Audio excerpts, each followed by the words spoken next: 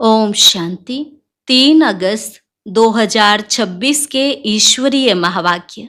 पहले सुनते हैं मुरली के मुख्य पॉइंट्स।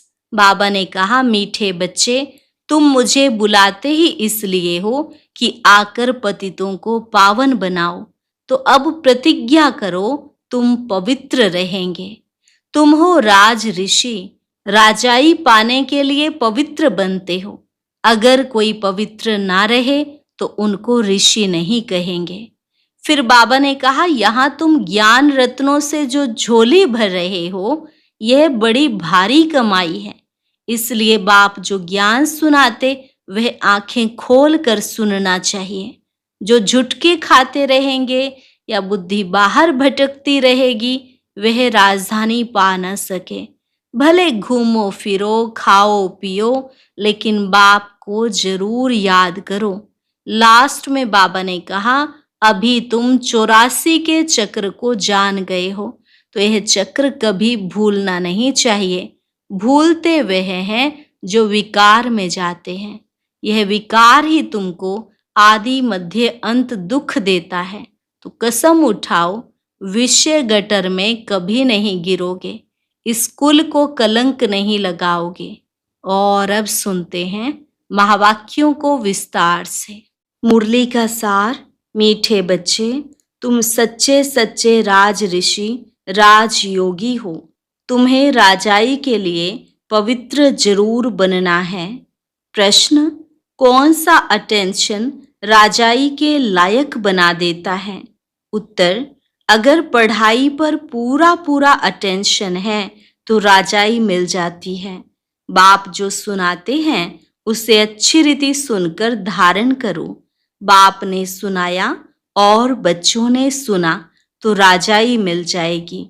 अगर सुनते समय उबासी देते व झुटका खाते, बुद्धि भटकती, तो राजाई गंवा देंगे। इसलिए पढ़ाई पर पूरा अटेंशन दो। गीत, हमें उन राहों पर चलना है जहां गिरना और संभलना है। ओम शांति। रूहानी बाप रूहानी बच्चों प्रति समझा रहे हैं। आज बच्चों को हठ योग और राजयोग पर समझाते हैं। बच्चों को मालूम है वह जो भी सिखलाते हैं सब है हठ योग, क्योंकि वह कर्म सन्यासी हैं। वास्तव में गृहस्थियों को हठ योग कर्म सन्यास सीखना नहीं है, वह तो है ही निवृत्ति मार्ग। वह धर्म ही अलग है। तुम्हारा धर्म देवी देवता धर्म है। जिन देवी देवताओं ने राजयोग से ही राज्य पाया है। अभी तुम राज ऋषि हो। ऋषि उन्हों को कहा जाता है जो पवित्र रहते हैं। तुम अभी पवित्र हो। अगर पवित्र ना रहे तो उनको ऋषि नहीं कहा जाता। तुम राजाई पाने के लिए पवित्र बनते हो। वह कोई राजाई पाने के लिए पवित्र नहीं बनते। तुम जानते हो कि पवित्र दुनिया में हमको पवित्र राजाई थी। भारत में ही 5000 वर्ष पहले देवी देवताओं का पूज्य पवित्र प्रवृत्ति मार्ग था। अभी पुजारी पतित बन पड़े हैं। पतित कैसे बने? 84 जन्मों का हिसाब है ना। बाप जो सहज राजयोग सिखला रहे हैं वही तुमको 84 जन्मों का हिसाब बतलाते हैं। दूसरे धर्म को सन्यास धर्म वाले क्या जाने। यह है देवी देवताओं का प्राचीन धर्म। वह है पीछे वाला धर्म। जो पास्ट हो गए हैं उनको सन्यासी समझ ना सके। तुम जानते हो हठ योग अनेक प्रकार के हैं। द्वापर से भक्ति मार्ग के साथ हठ योग शुरू होता है। अभी फिर है राजयोग। वह हठ योग जन्म बाई जन्म सीखते आए हैं। राजयोग तुम एक जन्म में ही सीखते हो। उनको जन्म बाई जन्म पुनर्जन्म लेकर हठ योग सीखना ही है। तुमको राजयोग सीखने के लिए पुनर्जन्म नहीं लेना पड़ता। यह राजयोग तुम सिर्फ संगम पर ही सीखते हो। राजाई मिल गई, स्वर्ग हो गया, फिर और सब धर्म खत्म हो जाते हैं। तुम राज ऋषि हो। राधे कृष्ण भी पवित्र है ना। श्री कृष्ण को महात्मा भी कहते हैं। महात्मा पवित्र होते हैं। तुम भी अभी महात्मा व राज ऋषि हो। महात्मा अर्थात पवित्र, महान आत्मा। यह बातें कोई शास्त्रों में नहीं है। शास्त्र तो बाद में बनते हैं। कहानियों मिसल बैठ लिखते हैं। जो पास्ट हो जाता है वह बैठ खेल बनाते हैं। सच्चा तो नहीं है। अब बाप बच्चों को प्रैक्टिकल में पढ़ाते हैं। उनकी फिर हिस्ट्री बनाई है। यादव, कौरव, पांडव थे, जरूर संगम पर होंगे। संगम युग की हिस्ट्री बैठ बनाई है। त्योहार भी सभी संगम युग के हैं। राखी बंधन भी पवित्रता पर है। पीछे फिर उनका यादगार चलता है। यहाँ बाप भी सभी को पवित्र बनाए प्रतिज्ञा कराते हैं। सिख लोग कंगन पहनते हैं, वह भी पवित्रता की निशानी है। हिंदू लोग जनेऊ पहनते हैं, वह भी पवित्रता की निशानी है, परंतु पवित्र रहते नहीं हैं। राखी बंधवाते हैं, अर्थ थोड़े ही समझते हैं।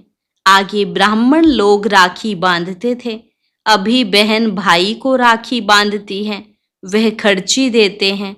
यह सब अभी फैशन पड़ा है। वास्तव में यह है पवित्रता की बात। बाप कहते हैं बच्चे, काम महाशत्रु है। वह ब्राह्मण लोग कोई ऐसे नहीं समझाते हैं। अभी बेहद का बाप कहते हैं बच्चे, प्रतिज्ञा करो, हम पवित्र बनेंगे, कभी विकार में नहीं जाएंगे। बुलाते भी इसलिए हो कि आकर पतितों को पावन बनाओ। सत्युग त्रेता में कोई नहीं बुलाते, वह है ही राम राज्य। यह है रावण राज्य। राम राज्य में 5 विकार होते नहीं, यथा राजा रानी तथा प्रजा। अभी तुम बच्चे जानते हो, हम बाबा से स्वर्ग की बादशाही ले रहे हैं। इस नरक से जाना जरूर है। बाबा आया है पावन बनाकर स्वर्ग में ले जाने। फिर तो हम क्यों नहीं पावन बने। उन्हों के हठ योग तो अनेक प्रकार के हैं। जयपुर के म्यूजियम में जाकर देखो, कितनी वैरायटी है हठ योगियों की। उनसे होता कुछ भी नहीं, सीढ़ी नीचे उतरते ही जाते। बाप ने समझाया है, भारत जब पतित बनता है, रावण का राज्य होता है, तो धरनी हिलने लगती है। सोने के महल आदि सब नीचे चले जाते हैं। महलों आदि को कोई लूटा थोड़े ही है, वह तो सिर्फ मंदिरों को लूटा है। कुछ जेवर सोना आदि ले गए हैं। जेवरों का सबसे जास्ती शौक तुमको है।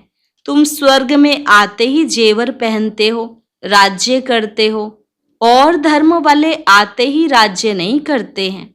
तुम बेहद के बाप से स्वर्ग की बादशाही का वर्षा लेते हो। तो यह बाप बैठ समझाते हैं, गीता पढ़कर नहीं सुनाते हैं।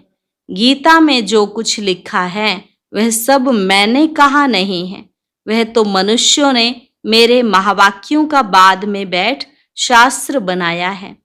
हमने जो तुमको सुनाया वह तुमने ही सुना और फिर जाकर राजाई की। वहां यह ज्ञान नहीं रहता। यहाँ तो बाप टीचर बैठ शिक्षा देते हैं। बाप तो हिंदी में ही समझाते हैं।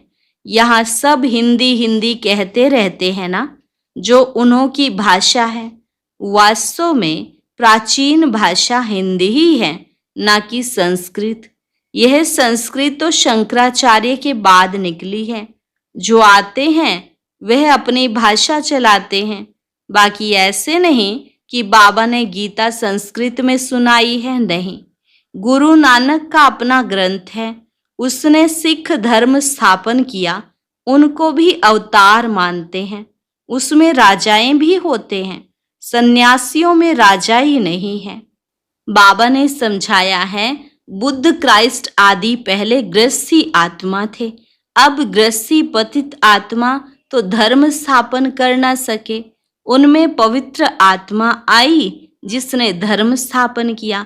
दूसरे धर्म तो किस्म किस्म के बहुत हैं, आकर अपना छोटा मठ पंथ स्थापन करते हैं। झाड़ में भी दिखाया है ना। तो हठ योग और राजयोग में बहुत फर्क है। यह बातें समझने की हैं। जिसको समझ में नहीं आती होंगी वह जुटका खाते उबासी देते रहेंगे। यहाँ तो तुमको खजाना मिलता है, बड़ी भारी कमाई है, तुम रत्नों से झोली भरते हो। तो यह आंखें खोल कर सुनना होता है। झुटके खाते रहेंगे या बुद्धि बाहर भटकती रहेगी तो वह राजधानी पा न सके। तुम हो राज ऋषि, राजाई प्राप्त करने वाले। बाप राजधानी स्थापन करते हैं, श्री कृष्ण नहीं करते। श्री कृष्ण तो बाप का वर्षा लेते हैं। अब तुम्हारा बाप है निराकार, जिससे वर्षा ले रहे हो विश्व की बादशाही का। कितना तुम साहूकार बनते हो। यहाँ एक ही बाप आकर राजयोग सिखलाते हैं। सो भी घूमो फिरो खाओ पियो, सिर्फ बाप को याद करो। साहूकार जरूर अच्छी रीति खाएंगे, वह तो अपनी कमाई का फल खाते हैं। मालपूड़ा खाओ या रोटी खाओ, याद करो बाप को। भल कुछ भी खाओ, पैसा तब किसके लिए है। बाबा कोई मना नहीं करते हैं, सिर्फ बाप से योग लगाना है। इस राजाई स्थापन करने में खर्चा नहीं है। उस लड़ाई आदि में कितना खर्चा होता है, एरोप्लेन पर कितना खर्चा होता है। गिरते हैं तो एकदम खत्म हो जाते हैं, कितना नुकसान हो जाता है। तो बाप कहते हैं चलते फिरते बाप को याद करो, स्वदर्शन चक्र फिराते रहो। हमने 84 जन्म पूरे किए हैं, अब चलें वतन की ओर। घर जाकर फिर आए राजाई करेंगे। तुम एक्टर्स हो ना। वह बाइस्कोप तो 2-2.5 घंटे चलते हैं। यह बेहद का नाटक 5000 वर्ष चलता है। इनको मनुष्य ही जान सकते। यह दुनिया है कांटों का जंगल। बड़े ते बड़ा कांटा है विकार का, जो आदि मध्य अंत दुख देते हैं। दूसरे नंबर का कांटा है क्रोध। उनकी निशानी यह महाभारत लड़ाई देखो। कोई बात में गुस्सा आया तो झट बॉम्ब शुरू कर देंगे। अभी तो ऐसे ऐसे बॉम्ब्स बनाए हैं जो बात मत पूछो। सतयुग में कोई लड़ाई आदि होती नहीं, संगम पर ही यह महाभारत लड़ाई दिखाई है। दूसरे कोई शास्त्र में लड़ाई की बात ही नहीं। वहां तो सारे विश्व के तुम मालिक रहते हो, लड़ाई की बात हो न सके। शास्त्रों में असुरों और देवताओं की लड़ाई दिखाई है, परंतु देवताएं अहिंसक हैं। तुम योग बल से विश्व के मालिक बनते हो। यह है साइलेंस बल, इसमें कुछ तुमको बोलना नहीं है।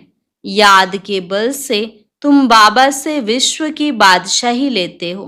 फर्क देखो कितना है। साइंस बल से विनाश होता है, उस ही साइंस से फिर सत्युग में सुख देखेंगे। साइंस से इन्वेंशन करते हैं, वह तो सुख के लिए करते हैं। यह भी आकर कुछ ज्ञान लेंगे। प्रदर्शनी में तो सब आते हैं, आगे चल सब आएंगे। तुम्हारे इस साइलेंस बल का आवाज निकलेगा। तुम प्रश्न पूछते हो, गीता का भगवान कौन? ऐसे प्रश्न कोई पूछ न सके। जहां यह प्रश्न लिखते हैं तो उनके साथ चित्र भी दो। गीता का भगवान परम पिता परमात्मा या श्री कृष्ण, जो पूरे 84 जन्म लेते हैं। पतित से पावन बनाने वाला तो बाप ही है। श्री कृष्ण की आत्मा तो 84 जन्म ले सांवरी बनी है। उनको बैठ समझाते हैं, तुमने 84 जन्म लिए हैं, तुम अपने जन्मों को नहीं जानते हो। एक्टर्स को पता तो होना चाहिए ना कि हम 84 जन्म कैसे लेते हैं। सन्यासियों का धर्म ही अलग है। भारतवासियों को अपने धर्म का पता न होने कारण और धर्मों में जाते रहते हैं। किसी गुरु को आशीर्वाद से किसको धन मिल गया तो उनके पीछे चटक पड़ेंगे। फिर देवाला निकला तो कहेंगे खुदा की भाभी। बच्चा मिला बहुत खुशी होगी। अच्छा 10-12 दिन के बाद बच्चा मर गया तो कहेंगे ईश्वर की भाभी। इनको जिंदा करना हमारे हाथ में नहीं है। बाबा के बहुत ऐसे मिसाल देखे हुए हैं, ऐसे ऐसे बहुत होते हैं। यहाँ तो बाप बैठा है, बाप बच्चों को समझाते हैं, मीठे मीठे बच्चों पावन बनो।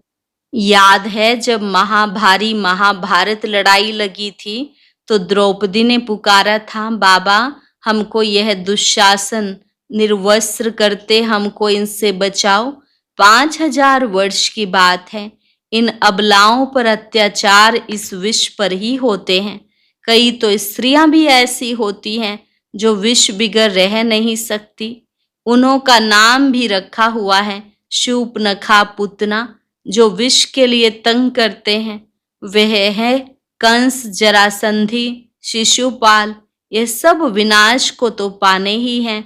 इस समय है आसुरी रावण राज्य, फिर होगा ईश्वरीय राज्य। इस सारे चक्र को तो तुम जान गए हो कि कैसे 84 जन्म लेते हैं। यह भूलता तब है जब विकार में जाते हैं। विकार में जाने वाले का मुंह ही पीला हो जाता है। खुद ही समझते हैं ये हमने क्या कर दिया। बाप कहते हैं, बच्चे इस विषय गटर में मत जाओ, यह तुमको आदि मध्यंत दुख देने वाला है, इसमें ना पड़ो। कसम उठाओ कि हम विकार में कभी नहीं जाएंगे। भगवान वाच है, काम महाशत्रु है। हर एक चित्र में पहले तो यह लिखो, ज्ञान सागर पतित पावन, गीता ज्ञान दाता शिव भगवानु वाच। तो फिर श्री कृष्ण का नाम उड़ जाए। हमको गीता का भगवान बैठ यह बतलाते हैं, वही ज्ञान हम लेते हैं। भगवान ही आकर नई दुनिया स्थापन करते हैं और पुरानी दुनिया का विनाश होता है। रुद्र ज्ञान यज्ञ है ना, असुल है शिव बाबा, रुद्र बाबा नहीं कहेंगे। बॉम्बे में बाबूरीनाथ का भी मंदिर है। अब बबूल कहा जाता है कांटों को। बाबूरीनाथ नाम क्यों रखा है ये कोई समझ से नहीं है। चित्र तो शिव का ही है, बाकी तो अनेक नाम रख दिए हैं। शिव बाबा ही आकर कांटों के जंगल को फूलों का बगीचा बनाते हैं। वही तुम्हारा बाबा है, उनका नाम है शिव। शिव परमात्माए नमः, ब्राह्मण देवी देवताए नमः। अक्षर बिल्कुल क्लियर हैं। अब वह परमपिता परमात्मा बैठ इस रथ द्वारा समझा रहे हैं, हूबहू जैसे लौकिक बाप समझाते हैं। बच्चे हमारे कुल को कलंक नहीं लगाना है, कोई खराब काम नहीं करना। यह बाबा भी कहते हैं, बच्चे विकार में तो कभी नहीं जाना। पवित्र बनने बिगड़ स्वर्ग में ऊंच पद पा नहीं सकेंगे। बहुत जबरदस्त कमाई तुम कर रहे हो, बाकी सब गंवा रहे हैं। भले कोई के पास पद्म है, बड़े बड़े महल बना रहे हैं, लाखों रुपए खर्च करते हैं। तुम समझते हो वह सब वेस्ट ऑफ टाइम है, यह कुछ काम नहीं आएगा, सब खत्म हो जाएगा। वह तो समझते हैं 10-12 हजार वर्ष चलेंगे। तुम बच्चे जानते हो मौत तो सामने खड़ा है, सिर पर। थोड़े समय के अंदर यह अर्थक्वेक आदि हो, सब डामाडोल हो जाएगा। अर्थक्वेक आदि में अनगिनत मर जाते हैं। अब तो विनाश होना ही है। विनाश का साक्षात्कार और स्थापना का साक्षात्कार किया है, सो फिर इन आंखों से देखेंगे। भक्ति मार्ग में कितना कुछ करते, परंतु कोई वैकुंठ में जा न सके, ज्ञान बिगड़ सद्गति हो न सके। यह सब भक्ति मार्ग के खिलौने हैं। अच्छा, मीठे मीठे सिकिलधे बच्चों प्रति माता पिता बाप दादा का याद प्यार और गुड मॉर्निंग। रूहानी बाप की रूहानी बच्चों को नमस्ते। रूहानी बच्चों की रूहानी बाप दादा को नमस्ते नमस्ते, गुड मॉर्निंग। शुक्रिया बाबा, शुक्रिया। धारणा के लिए मुख्य सार, कुल कलंकित करने वाला कोई भी खराब काम नहीं करना है। पवित्र बनने की अपने आप से प्रतिज्ञा करनी है। अब अपना टाइम मनी वेस्ट नहीं करना है। फूलों के बगीचे में चलने के लिए कांटे निकाल देने हैं। वरदान, अलौकिक खेल और खिलौनों से खेलते हुए सदा शक्तिशाली बनने वाले अचल अडोल भव। अलौकिक खेल और खिलौनों से खेलते हुए सदा शक्तिशाली बनने वाले अचल अडोल भव। अलौकिक जीवन में माया के विघ्न आना भी खेल है। जैसे शारीरिक शक्ति के लिए खेल कराया जाता है, ऐसे अलौकिक युग में परिस्थितियों को खिलौना समझकर यह अलौकिक खेल खेलो। इनसे डरो व घबराओ नहीं। सर्व संकल्पों सहित स्वयं को बाप दादा पर बलिहार कर दो तो माया कभी वार नहीं कर सकती। रोज अमृत वेले साक्षी बन स्वयं का सर्व शक्तियों से श्रृंगार करो तो अचल अडोल रहेंगे। स्लोगन, कोई भी संसार समाचार सुनना सुनाना यह भी स्वयं में किचड़ा जमा करना है। कोई भी संसार समाचार सुनना सुनाना यह भी स्वयं में किचड़ा जमा करना है। अव्यक्त इशारे, अपवित्रता के बीज को भी समाप्त कर संपूर्ण स्वच्छ पवित्र बनो। बाप दादा का मुख्य फरमान है, निरंतर याद में रहो और मन वाणी कर्म से पवित्र बनो। संकल्प में भी अपवित्रता व अशुद्धता ना हो, इसको कहते हैं संपूर्ण पवित्र। संकल्प में भी अगर पुराने अशुद्ध संस्कार टच करते हैं, व्यर्थ संकल्प चलते हैं या स्वप्न आते हैं तो भी संपूर्ण पवित्र नहीं कहेंगे। इसलिए पवित्र भव व योगी भव के पहले पाठ को स्वरूप में लाओ, तभी बाप समान और बाप के समीप आने के अधिकारी बन सकते हो। आज का अव्यक्त ज्ञान मोती सुनने के लिए ऊपर दिए गए बॉक्स पर क्लिक करें। अगर बॉक्स दिखाई नहीं दे रहा है तो ऊपर जो कॉर्नर में शो लिखा हुआ है उस पर क्लिक करें।